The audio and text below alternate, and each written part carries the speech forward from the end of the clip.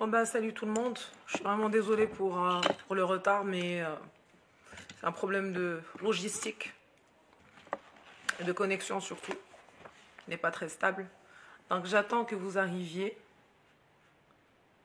Alors, il est question, durant cette séance, de corriger ce qui reste par rapport aux commentaires de texte que vous avez envoyés et d'entamer une petite analyse et étude du nouveau texte, à savoir le texte de Margaret Mitchell, Autant on emporte le vent. Alors, si vous êtes là, faites-moi signe s'il vous plaît, avec vos noms et prénoms, pour que je puisse me retrouver.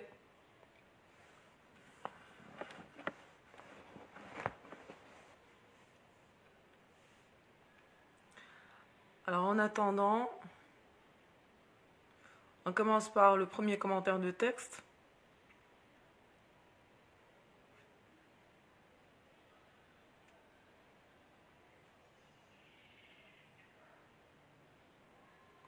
C'est le texte de M. Abdelrahman Saïdi.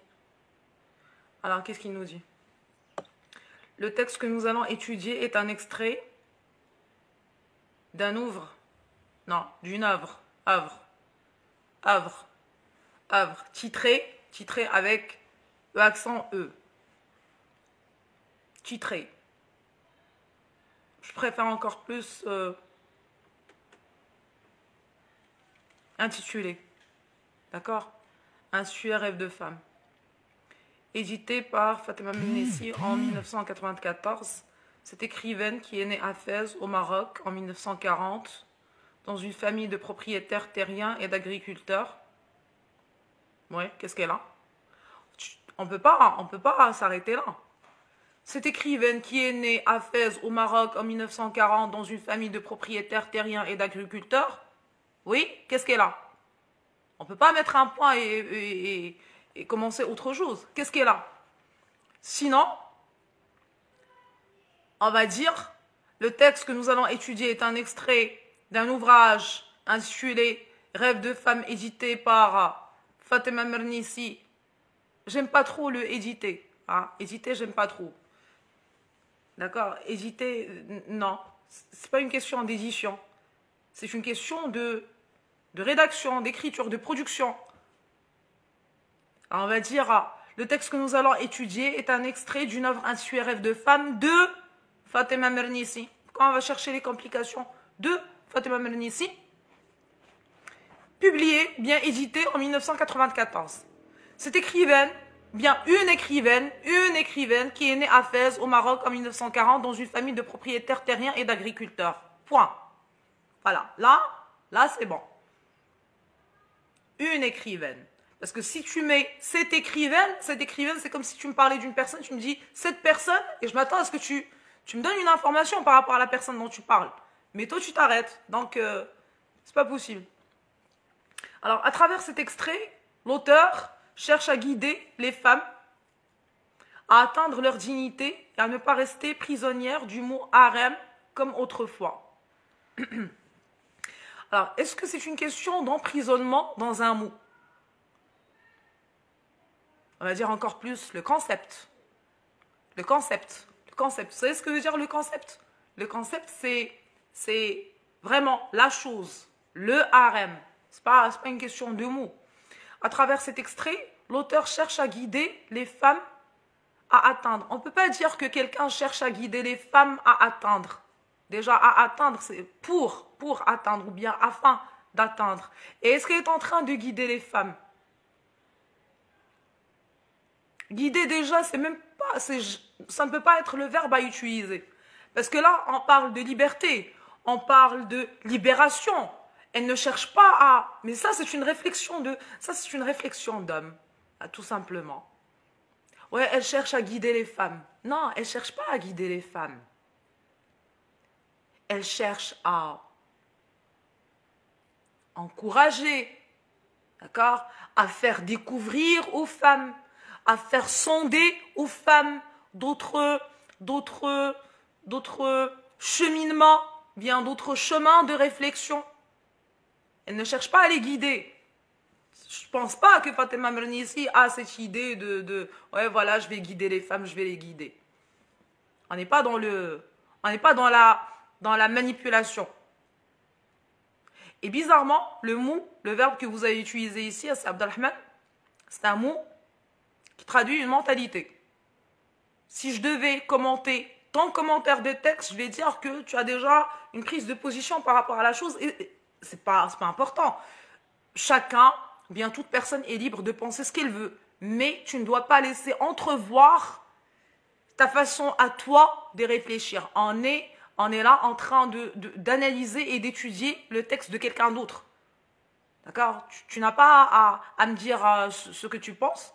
Tu dois faire plutôt très attention pour ne pas laisser paraître tes prises de position.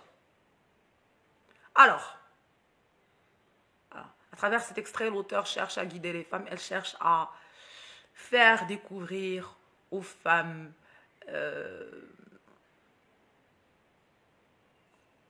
le chemin de la dignité. D'accord?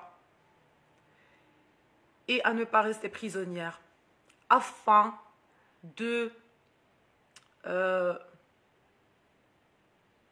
le mot. Afin de rompre avec l'asservissement. Alors là, cette petite expression, il va falloir vraiment la noter. Rompre avec l'asservissement. Qu'est-ce que l'asservissement?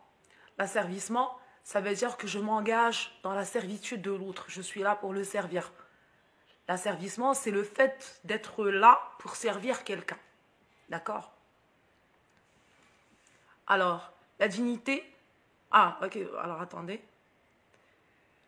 À travers cet extrait, l'auteur cherche à guider les femmes. Hein, donc, c'est pas ça. Vous allez retenir ce que je vous ai dit tout à l'heure. Alors, 2 points d'explication. Tu reviens à la ligne, tu mets un tiret. C'est pas possible. Alors, voilà, on va annoncer les questions. Non, il faut avoir de la subtilité, il faut être subtil, il faut être fin, à la finesse. Il faut avoir de la finesse. Virgule. De ce fait, ceci étant, virgule, bien 2 points. Tu reviens à la ligne, tu mets un tiret. Quel est le concept de dignité selon l'auteur? Quel est le concept de la dignité selon l'auteur? Ah, tu as utilisé le mot concept ici, j'adore. Donc, si on met concept là où je t'avais demandé de le mettre, il va y avoir une répétition.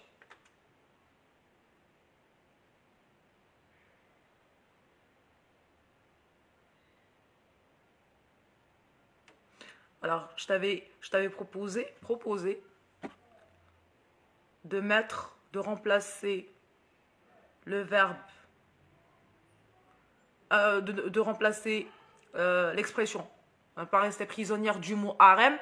Je t'ai demandé de mettre du concept de l'harem. D'accord? Et là, on va dire comment Fatima Mernissi définit-elle? Comment Fatima Mernissi définit-elle? Définit-elle la dignité? D'accord? Première question. Quelle est la signification réelle du mot harem, d'après l'écrivaine? D'accord? Comment faire pour que la femme obtienne sa propre place dans la société? Ça peut être dit d'une manière plus... Mais c'est bon. C'est pas grave. Donc, on va utiliser concept au lieu du mot harem, du concept de l'harem. Et par la suite, tu dois enlever il ne doit pas y avoir de répétition par rapport à ta première question. Comment Fatima Mernissi définit-elle la dignité? Alors, là, on passe au développement. La dignité, c'est d'avoir un rêve. Virgule. L'écrivaine veut montrer aux femmes l'idée de changer leur place sociale. Je ne peux pas montrer aux femmes l'idée. Alors, je t'avais dit depuis tout à l'heure que tu te positionnes. Tu te positionnes. Moi, je n'ai pas de problème par rapport à toi, comment tu réfléchis. Ça doit pas se savoir. Je ne dois pas te voir, toi, dans le texte. Tu es là pour commenter le texte d'une manière neutre et objective. D'accord? Mais toi, d'après ton commentaire, tu me laisses comprendre que, quelque part, tu perçois Fatima Mernissi comme étant une femme qui cherche à guider les femmes, elle cherche à leur montrer, elle cherche à leur imposer une façon de réfléchir, alors que non. Non, je ne dois pas te voir, je ne dois pas te voir, je ne dois pas sentir ta présence à toi dans le texte. Présence positive ou négative, peu importe. Tu ne dois pas te positionner. Objectif neutre, tu es là pour analyser. Et tu dois te débarrasser de ton bagage. Peu importe comment est ce bagage. Est-ce que tu es pour, est-ce que tu es contre, ce n'est pas notre problème. Ce n'est pas important. Alors l'écrivaine veut montrer aux femmes. L'écrivaine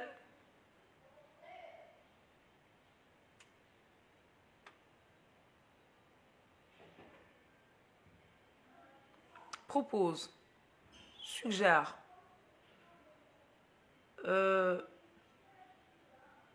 déjà, est-ce qu'elle commence par proposer ou bien suggérer ou par montrer, comme tu dis? Non. Alors, elle leur dit, vous êtes dans un harem quand? Elle commence par définir. Déjà, quand est-ce que tu dois savoir que tu es dans un harem? Ça veut dire qu'elle, quelque part, elle les aide, pas montre. Elle les aide à mieux comprendre la situation dans laquelle elles se trouvent, les femmes. Elles cherchent à leur faire comprendre, d'accord? Mais pas à leur montrer. Elles cherchent à leur faire comprendre qu'elles sont dans un harem quand tu es ceci et tu es cela. Alors, l'idée de changer leur place sociale, leur vision relative au futur d'une manière individuelle en participant dans ce monde qui varie avec rapidité. Le monde ne varie pas, le monde change. Alors, il y a ces deux verbes qui peuvent paraître un petit peu similaires, mais le sont-ils? Varier, changer. Donc, changer.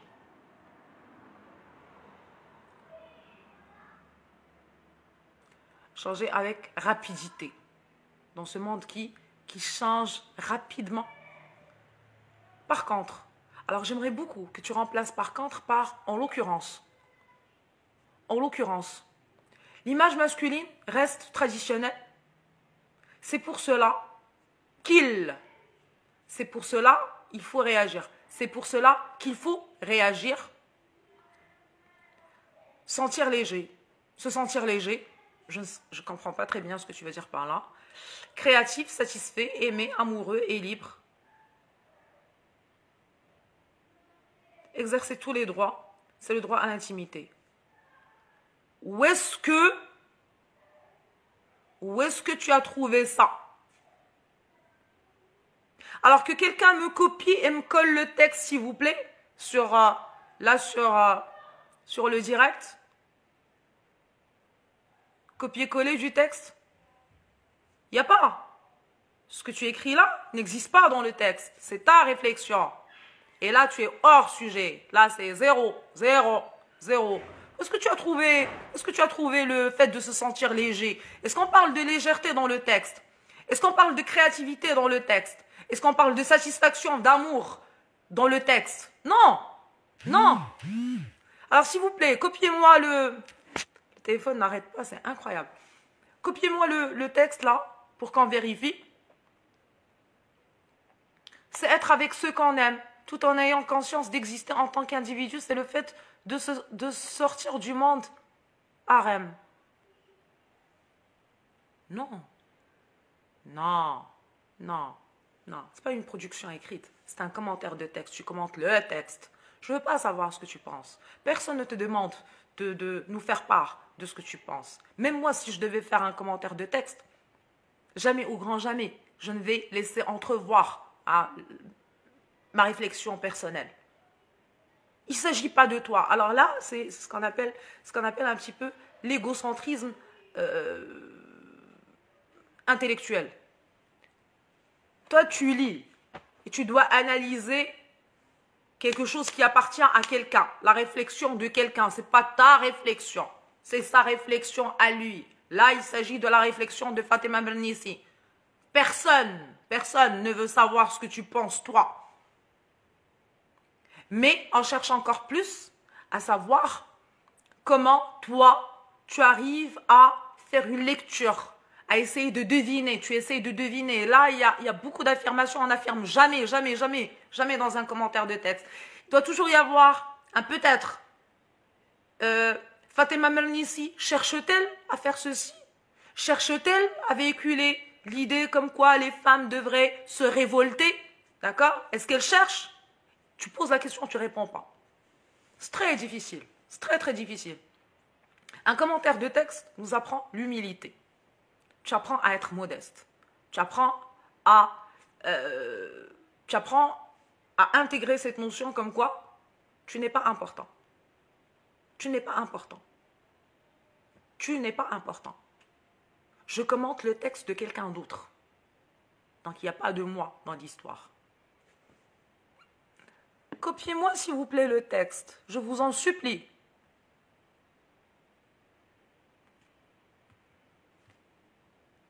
Le texte. Les étudiants, est-ce qu'ils sont là? Najia, le texte. Nawel, Hajar, Asrar.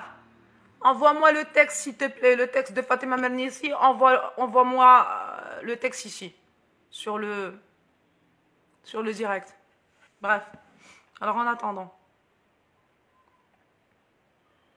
Au cours de ce texte. Je sais que c'est juste une erreur de frappe. Mais il faut pas. Avant d'envoyer le texte, il faut le relire.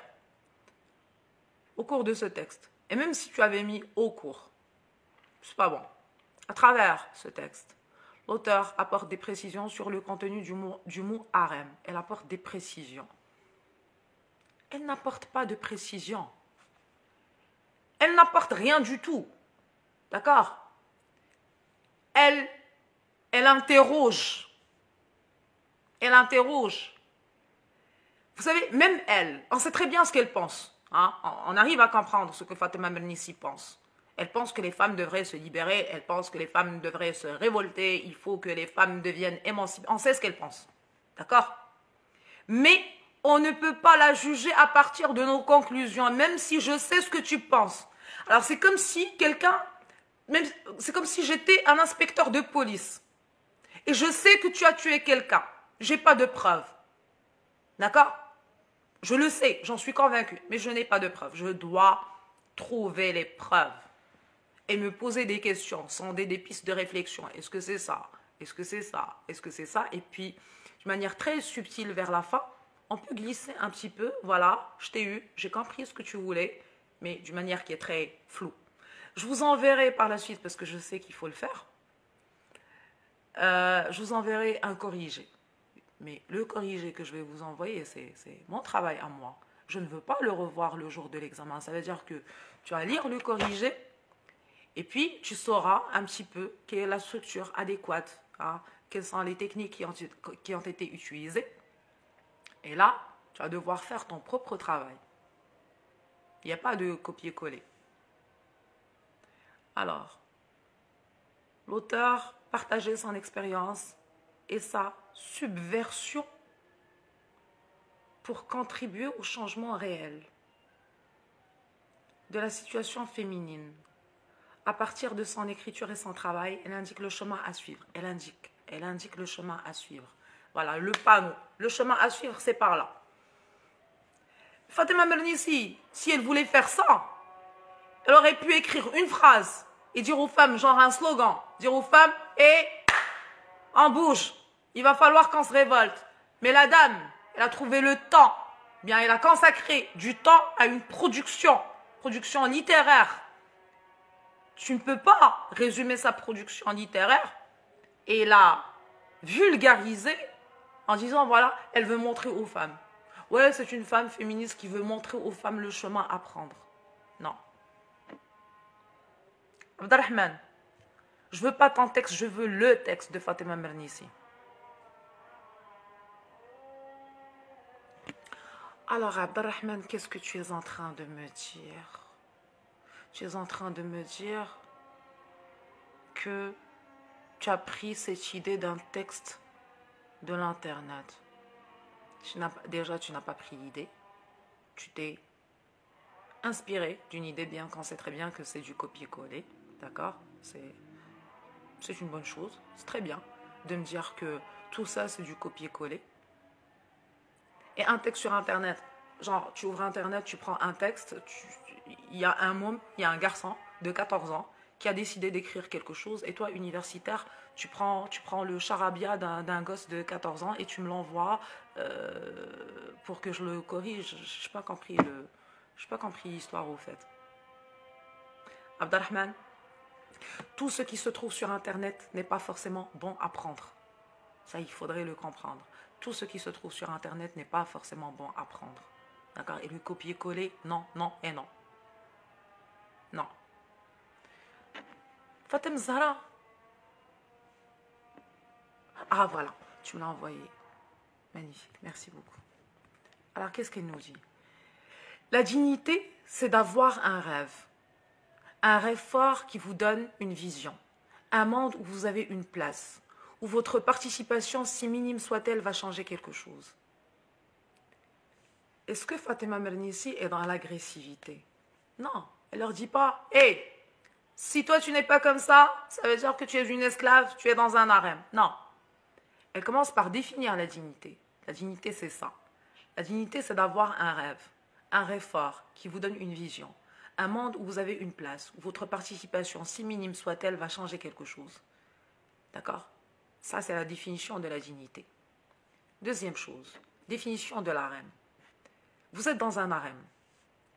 Quand le monde n'a pas besoin de vous. Vous êtes dans un harem quand votre participation est tenue pour si négligeable que personne ne vous la demande. Vous êtes dans un harem quand ce que vous faites est inutile. Vous êtes dans un harem quand la planète tourne et que vous êtes enfui. D'accord? Je ne sais pas moi, mon téléphone est enfui dans mon sac. Hein, il est à l'intérieur du sac. Enfui jusqu'au cou, dans le mépris et l'indifférence. Donc déjà, elle commence par définir la dignité et elle commence par définir le harem. D'accord? Et quelque part, elle installe une opposition que l'on ressent à peine, dans la finesse vraiment, entre la dignité et le concept du harem. Ça veut dire que la dignité, c'est ça, et le harem, c'est ça. Et dis-moi où est-ce que tu te trouves exactement. Quelque part, elle pose la question, vous savez, même elle n'affirme pas, c'est son texte. C'est son texte à elle. Elle peut écrire ce qu'elle veut, mais elle n'ose pas. Elle n'ose pas, pourquoi? Parce qu'elle s'adresse à des gens, elle s'adresse à des femmes, plutôt, et elle ne peut pas les brusquer. Je ne peux pas te brusquer. Je te donne des faits. Selon moi, la dignité, c'est ceci. Le harem, c'est cela. Et quelque part, tu es obligé. Je t'influence, mais indirectement. Je t'oblige à te poser la question. Où est-ce que je me trouve exactement? Est-ce que je me trouve là? Bien, est-ce que je me trouve là? Où? Et puis, elle te donne la solution. Toujours dans la finesse. Une seule personne. Donc, du moment que tu as répondu à ta question, à la question que je t'ai posée indirectement, est-ce que tu es une personne digne? Est-ce que tu es une femme dans un harem? Tu as trouvé ta réponse? Bien. Une seule personne a le pouvoir de changer cette situation. Donc, elle présume déjà que toutes les femmes vont se rendre compte qu'elles sont dans la deuxième case. Mais elle ne présume pas d'une manière agressive, d'une manière très fine. Une seule personne a le pouvoir de changer cette situation et de faire tourner la planète en sens inverse, et cette personne, c'est vous. Est-ce qu'elle leur demande de changer? Non. Est-ce qu'elle leur demande de se révolter? Non. Elle les pousse indirectement à réfléchir, à se positionner et à se dire que voilà, il y a toujours la possibilité de changer cette situation. D'accord? C'est Abdelrahman. Vous êtes là? Bien.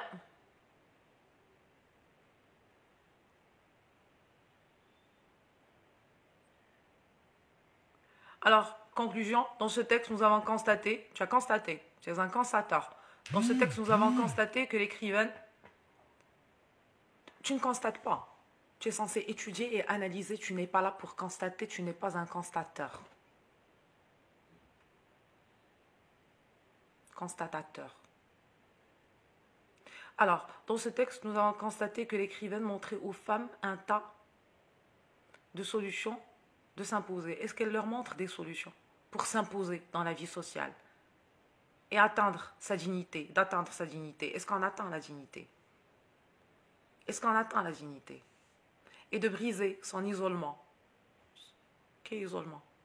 Où est-ce qu'il a été question dans le texte d'isolement? Mais la vision masculine reste traditionnellement et doit être changée.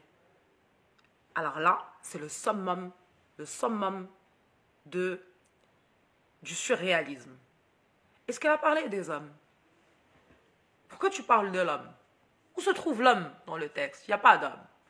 Elle n'a fait aucune allusion à l'existence d'un homme. D'accord? Elle ne l'a pas fait, tu ne dois pas le faire. C'est bon? Vous avez des questions?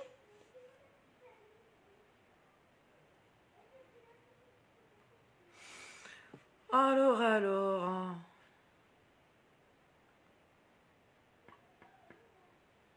Abdelrahman, tu dois envoyer le texte sur la plateforme.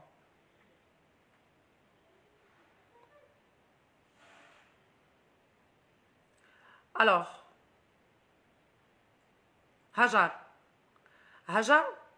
tu n'as pas besoin d'écrire introduction pour qu'on sache qu'il s'agit d'une introduction. Tu écris directement. Le texte sur lequel nous travaillons est Fatima Mernissi.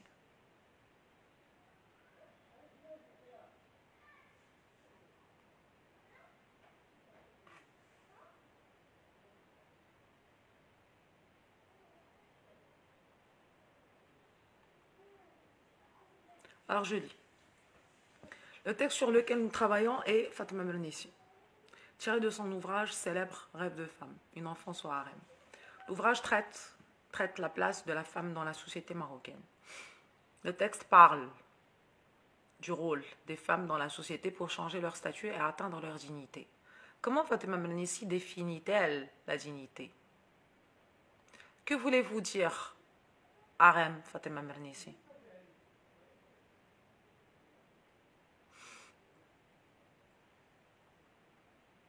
Ah là là.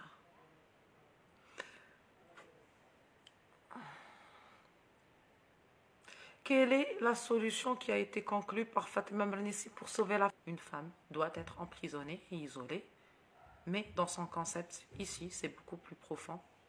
Non. Je t'envoie le... Il n'y a rien à corriger. Le texte en entier n'est pas bon du tout. Mais je vais vous envoyer le corrigé. Tu vas pouvoir t'y retrouver un petit peu. Mais deux choses que je voudrais souligner. On n'écrit pas introduction, développement, conclusion. Tu n'as pas besoin d'écrire introduction, développement, conclusion. D'accord? Et puis deuxième chose, telles sont les questions auxquelles nous proposons de répondre durant ce qui suit. C'est la dernière phrase dans l'introduction qui te permet de passer au développement. D'accord? Alors, la question là, c'est un petit peu théâtral. Que voulez-vous dire, Fatima Mernissi, par ceci et cela? C'est théâtral. Ça n'a pas de place lors d'un commentaire de texte. Alors...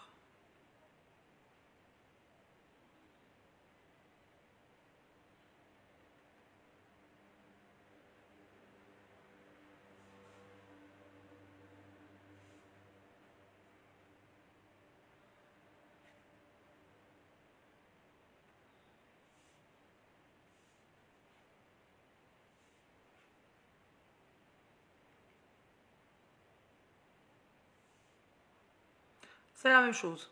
Pourquoi vous écrivez introduction, développement et conclusion? Pourquoi? On en avait parlé à maintes reprises. Le texte que nous avons étudié est un texte du livre de Fatima Mernissi. Déjà, c'est pas un livre. C'est pas un livre, c'est un ouvrage, une œuvre. Institut Rêve de femme, une enfance au harem, paru en 1996. Dans ce texte, l'écrivaine définit la dignité et montre-nous que chaque femme sans dignité fait partie d'un harem. Est-ce qu'elle montre? Elle ne montre pas. Elle ne montre pas, elle ne guide pas, elle n'influence pas. Mais elle n'a rien dit de tout cela. Elle n'a rien écrit dans ce sens. Elle a défini la dignité, elle a défini le harem, et lors d'une dernière petite phrase, lors de cet extrait, elle a laissé, quelque part, elle a exprimé sa vision par rapport au changement, que le changement est une chose qui peut se faire et que cette situation dans laquelle se trouve par exemple une femme qui arrive à se retrouver dans sa catégorisation, parce qu'elle a parlé de la dignité, parler. Déjà, il ne faut jamais écrire parler. Hein. Le verbe parler, on ne l'écrit pas. D'accord? Mais là, je parle. Donc, elle a quelque part évoqué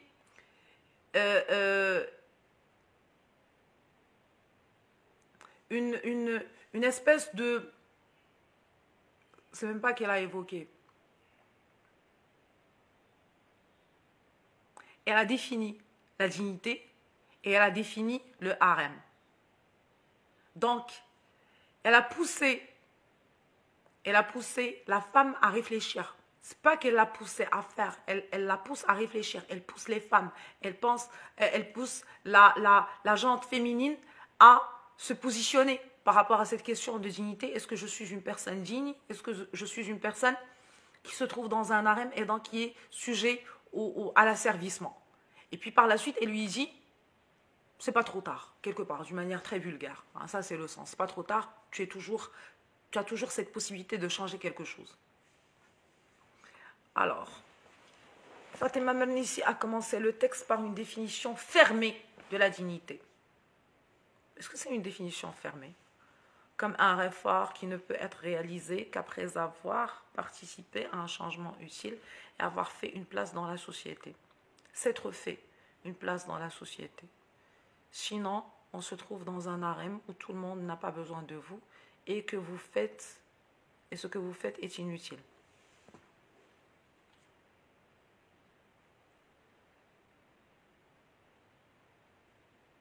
Tu n'as pas utilisé le vous, ce que vous faites.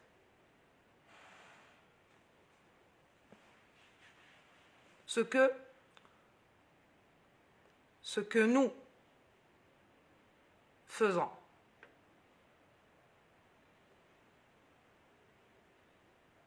Ce que nous faisons est inutile.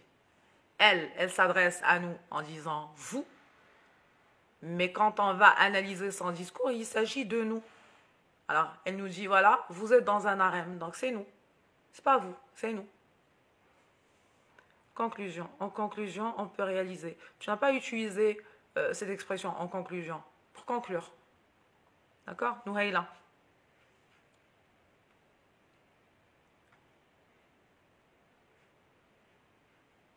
Alors, je vais corriger les commentaires de texte des étudiants qui m'ont envoyé leurs commentaires sur la plateforme.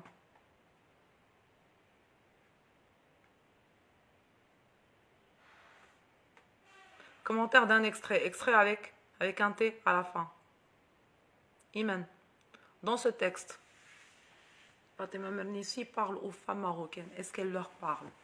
S'adresse aux femmes marocaines. Et elle dit, est-ce qu'elle dit parler, dire? Jamais, jamais, jamais on écrit ces verbes.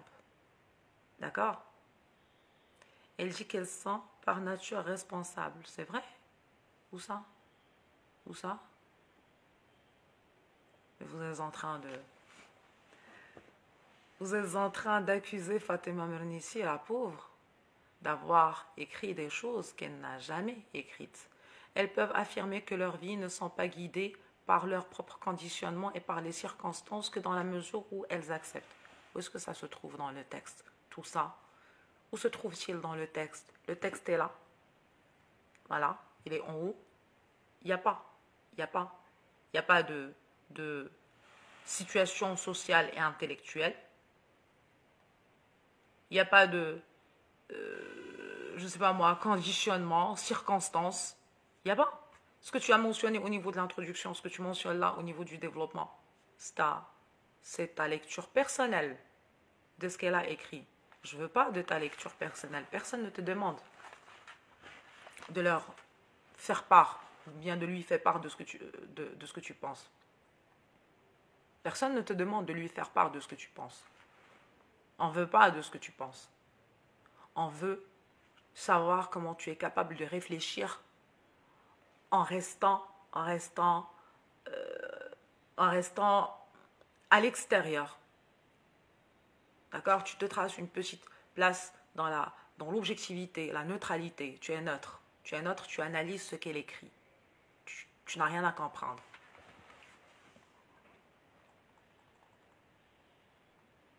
Alors, je pense qu'il y a un petit problème par rapport à la méthodologie. Et il y a aussi un petit problème qu'il va falloir résoudre avec soi-même. Pour que tu puisses analyser et étudier un texte, il faudrait que tu te débarrasses de ton ego. Il faudrait que tu te dises, ça ne tourne pas autour de moi, ça tourne autour d'une autre personne qui n'est pas là. Et donc, je dois être juste par rapport à cette personne. Ça, c'est très important.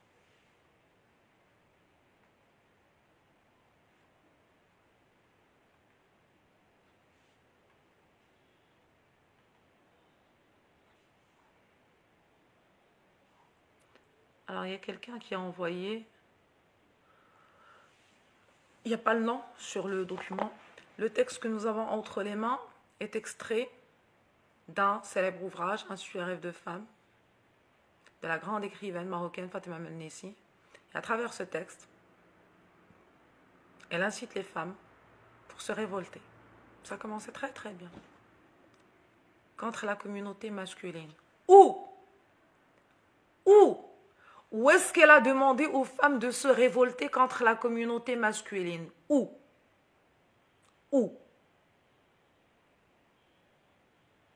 Et à partir de cela, c'est bon, j'ai une affirmation, elle pousse les femmes à se révolter contre comment elle appelait ça? La communauté masculine. Et à partir de cela, je vais sauter aux conclusions.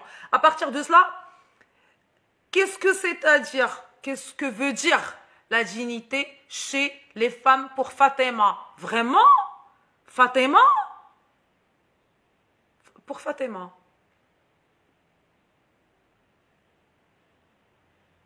Sérieusement.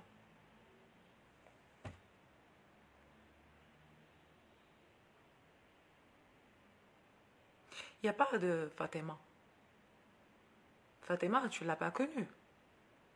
Vous ne jouiez pas à la marelle ensemble, Fatima. Fatima, tu dois du respect. Alors, grande, j'étais contente, grande écrivaine marocaine. Puis Fatima. À partir de cela, chez les femmes, pour Fatima Mernissi. Fatima Mernissi, on n'a pas le droit d'utiliser son prénom, ce n'est pas une copine. Et quels sont les critères qui peuvent nous donner une femme digne? Ouais, c'est la recette, d'accord? Quels sont les critères qui peuvent nous donner une femme digne? On doit faire quoi exactement? Est-ce que vous avez compris le texte? Je ne pense pas. Il n'y a pas de guidé, il n'y a pas de montré, il n'y a pas de recette. Donc, il faudrait faire ceci pour faire cela. Et elle, c'est la cuisinière qui va nous montrer comment faire. C'est pas comme ça que ça se passe. C'est pas comme ça que ça se passe. La dame, elle est plus que ça. Elle est plus que ça, bien plus que ça. Il faut vraiment prendre en considération le fait qu'elle n'est pas vulgaire, qu'elle n'a pas été vulgaire, mais vous êtes en train de la vulgariser. Comme s'il s'agissait d'une X quelconque. Ah, si on peut parler d'une X quelconque, si on peut parler d'une personne déjà qui est quelconque. Voilà, c'est quelqu'un qui vient, il se pointe, il nous dit quelque chose, et puis voilà, elle a dit, Fatima, elle cherche à guider les femmes vers la révolution contre la communauté masculine. Non. Non. Vous me faites ça le jour de l'examen? ça ne passera pas. Il faut arrêter de réfléchir de cette manière. Il faut arrêter de vulgariser les réflexions des gens. Il ne faut pas vulgariser, il faut pas banaliser, il ne faut pas trop simplifier, d'accord? Et il ne faut pas faire dire aux gens ce qu'ils n'ont pas dit. Elle n'a pas parlé de communauté masculine. Elle n'a pas poussé. Elle n'a pas cherché à guider. Regardez le texte est là. Le texte est là. Qu'est-ce qu'elle dit? La dignité, c'est d'avoir un rêve. Elle parle de la dignité. La dignité, c'est d'avoir un rêve. Un rêve. Un rêve fort qui vous donne une vision. Un monde où vous avez une place, où votre participation, si minime soit-elle, va changer quelque chose. Où est la communauté masculine dans l'histoire? Pourquoi vous mêlez les hommes à cette histoire? Pourquoi? Il n'y a pas d'hommes. Vous êtes dans un harem quand le monde n'a pas besoin de vous. Le monde, c'est pas l'homme. Le monde, quand le monde n'a pas besoin de vous, c'est le monde. Vous êtes dans un harem. Vous êtes dans le concept de l'harem. Quand le monde n'a pas besoin de vous, ça veut dire que quand vous êtes quoi? Quand vous êtes inutile. D'accord? Vous êtes dans un harem quand votre participation est tenue pour si négligeable que personne ne vous la demande. Ça veut dire que vous êtes... alors là, nous avons inutile. Vous êtes dans un harem quand le monde... Alors, notez s'il vous plaît. Vous êtes dans un harem quand le monde n'a pas besoin de vous. Ça veut dire que vous êtes dans un harem quand vous êtes inutile. Et puis, vous êtes dans un harem quand votre participation est tenue pour si négligeable que personne ne vous la demande. Ça veut dire que vous êtes dans un harem quand vous n'êtes pas importante. Inutile et quelconque. Tu n'es pas importante. Vous êtes dans un harem quand ce que vous faites est inutile. Voilà, elle le dit, voilà, j'avais même pas vu. Vous êtes dans un harem quand la planète tourne et que vous êtes enfui jusqu'au cou dans le mépris et l'indifférence. Ça veut dire que pour savoir si tu es dans un harem ou pas, tu dois répondre à ces questions. Est-ce que ta participation est tenue pour si négligeable que personne ne te la demande? Personne ne te demande de participer? D'accord? Est-ce que tu sens que le monde n'a pas besoin de toi? Que tu n'es pas indispensable? D'accord? Et puis, vous êtes dans un harem quand la planète tourne et que vous êtes enfui jusqu'au cou dans le mépris et l'indifférence. D'accord? Donc c'est ça. Tu es dans un harem, vous êtes dans un harem quand vous êtes enfui dans le mépris, on vous méprise. Et l'indifférence, ça veut dire qu'on ne se rend même pas compte de ta valeur. Donc sache que tu es dans un harem. Une seule personne a le pouvoir de changer cette situation.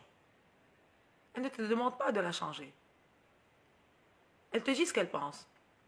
Voici la dignité, voici le mépris et l'indifférence. Le harem, c'est le mépris et l'indifférence. D'accord? Donc, si tu es digne, c'est tant mieux.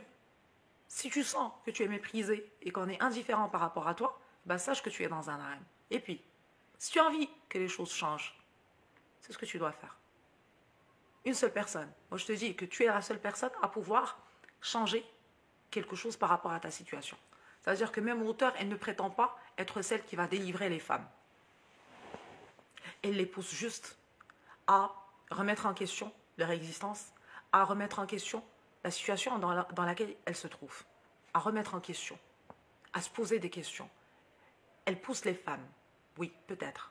Elle les pousse, pas à agir, mais à réfléchir. Et ça, c'est la grande différence. Si on arrive à comprendre ceci, on a tout compris. Généralement, l'intellectuel, de manière générale, il n'est pas là pour imposer. Il est là pour effleurer. Il est là pour susciter une réflexion. Il est là pour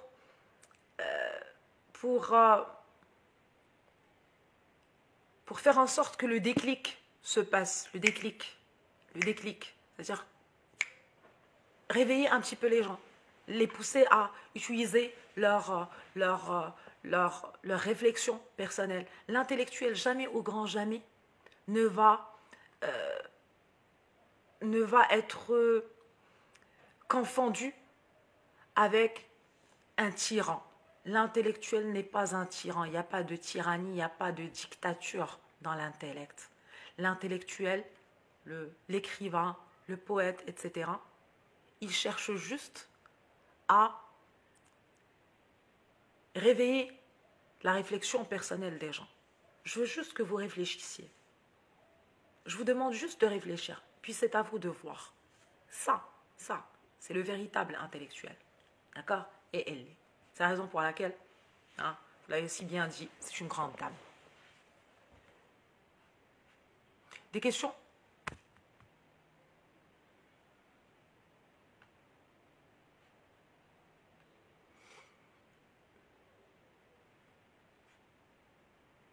Alors, il nous reste un dernier commentaire.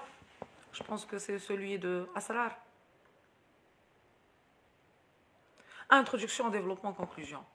Non, ça c'est... Ah, ça c'est encore Iman. Donc je pense que c'est le dernier. Alors je vous enverrai un corrigé, même si je n'aime pas trop faire ça. Je vais vous envoyer un corrigé juste pour que vous puissiez avoir un modèle qui va vous permettre de mieux vous retrouver par rapport aux commentaires de texte. Alors sinon, vous avez trouvé une vidéo sur la plateforme. Il s'agit d'un cours que j'avais animé l'année dernière au profit d'étudiants comme vous.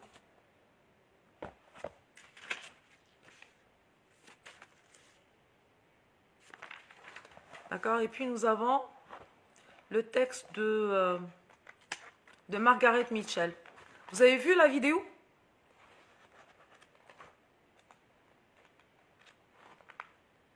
Vous avez vu la vidéo? Incroyable.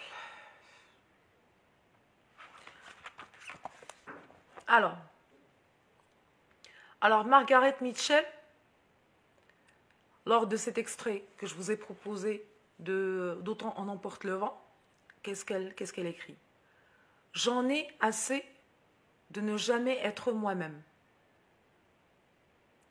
et de ne jamais faire ce qu'il me plaît. J'en ai assez de faire celle qui mange comme un oiseau, de marcher quand je veux courir et de dire après une valse que j'ai la tête qui tourne alors que je pourrais danser 2 jours sans me lasser. J'en ai assez de dire vous êtes merveilleux à des imbéciles qui sont moitié moins intelligents que moi et j'en ai assez de prétendre que je ne sais rien pour permettre aux hommes de me raconter des tas de choses et de faire les malins. D'accord? Donc ça, c'est Margaret Mitchell, Autant en emporte le vent. C'est un extrait sur lequel nous allons travailler la semaine prochaine. Alors, essayez de regarder la vidéo sur la plateforme. D'accord? Alors, je vous donne le planning. Je vous envoie le corrigé mardi au plus tard. D'accord? Puis, vous êtes censé visionner le cours et développer un petit peu votre réflexion personnelle. Noter des questions s'il en existe. Et puis, vendredi prochain, nous allons attaquer le texte de Margaret Mitchell, Autant en emporte le vent. D'accord?